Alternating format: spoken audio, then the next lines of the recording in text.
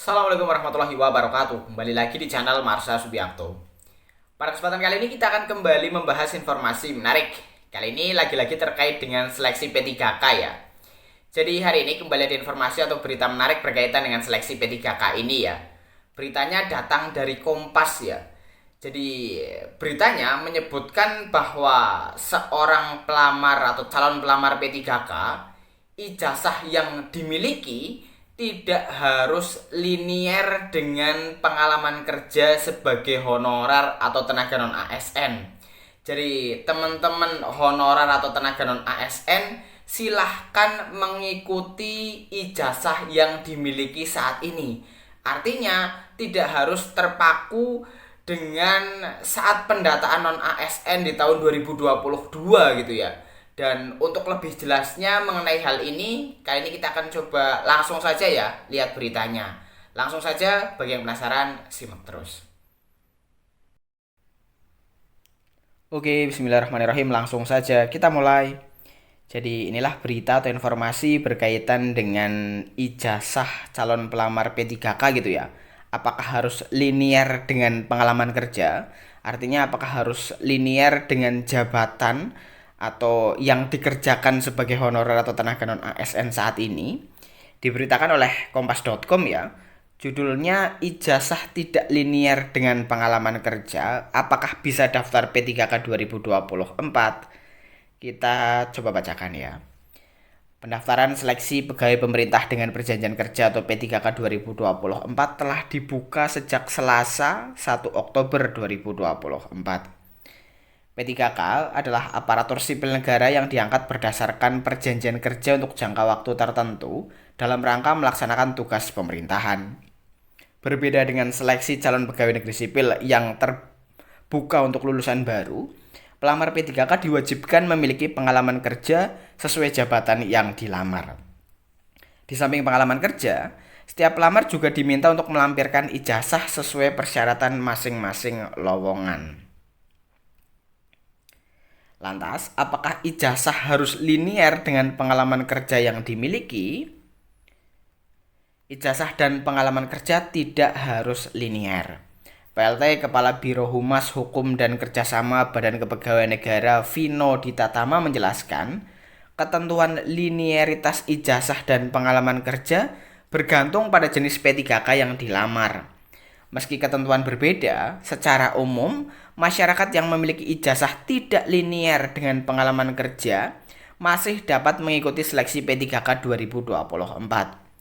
Selain formasi dosen dan pengawas sekolah, tidak dipersyaratkan ijazah harus linier, kata Vino saat dihubungi kompas.com Selasa 8 Oktober 2024. Asalkan lanjutnya yang bersangkutan masih termasuk satu dari 4 kategori pelamar yang diprioritaskan pada tahun ini. Selain itu, pelamar juga mendaftar pada jenis pengadaan yang sesuai, yakni P3K guru, tenaga kesehatan, atau tenaga teknis. Ia harus masuk kategori pelamar dalam jenis formasinya, ucap Vino. Seleksi P3K 2024 untuk tenaga honorer. Seleksi pengadaan P3K tahun ini didasarkan pada keputusan Menteri Pendayagunaan Aparatur Negara dan Reformasi Birokrasi nomor 347, 348, dan 349 tahun 2024. Seleksi kali ini dibuka untuk menyelesaikan penataan tenaga honorer atau tenaga non-ASN yang aktif bekerja di instansi pemerintah. Oleh karena itu, instansi pemerintah yang membuka penerimaan P3K umumnya akan mensyaratkan sudah aktif bekerja sebagai honorer pada instansi terkait. Merujuk surat PLT Kepala BKN nomor 6610-B-KS.04.01-SD-K-2024 tentang jadwal seleksi P3K tahun anggaran 2024, ada 4 kategori pelamar yang dapat mengikuti P3K 2024. 4 kategori pelamar tersebut memiliki prioritas kelulusan secara berurutan meliputi 1. Pelamar prioritas, yaitu pelamar prioritas guru dan D4 Bidan Pendidik 2023. 2. Ex tenaga honorer kategori 2 atau ex THK 2. 3. Tenaga non-ASN yang terdata dalam pangkalan data atau database BKN. 4. Tenaga non-ASN yang aktif bekerja di instansi pemerintah termasuk lulusan pendidikan profesi guru untuk formasi guru di instansi daerah. Seleksi P3K 2024 terbagi menjadi 2 periode.